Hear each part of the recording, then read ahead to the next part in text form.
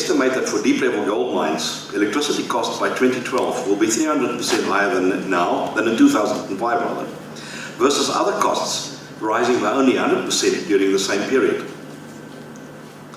Faced with decisions to invest capital in energy efficiency to counteract the higher costs, certain shafts and sections of mines with limited operating lives may be prematurely closed. Older shafts will close, export earnings and jobs will be forfeited, and mines at the upper end of the cost curve will become very vulnerable to closure.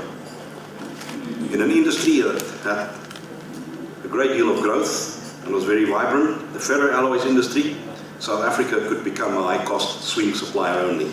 Primary energy costs from 19 cents per kilowatt to 29.6 cents per kilowatt during the period.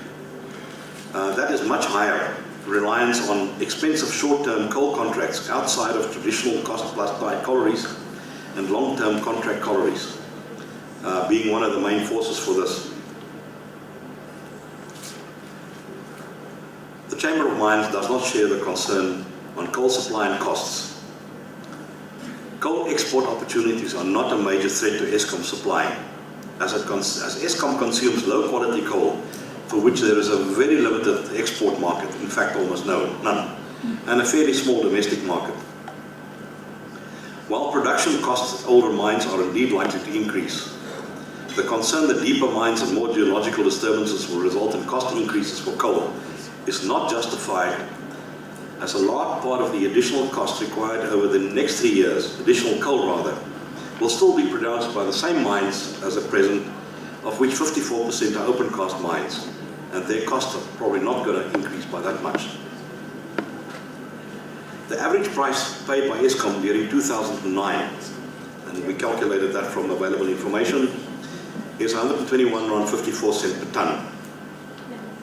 During the same period, the average price received for steam coal delivered free on board in Richards Bay was, given the exchange rate, 536.75. It appears that Eskom is getting a good deal here.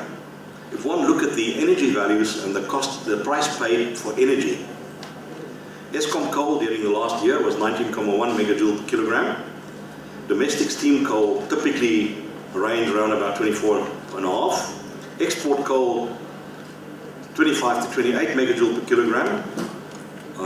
There are some lower quality coal now going to India.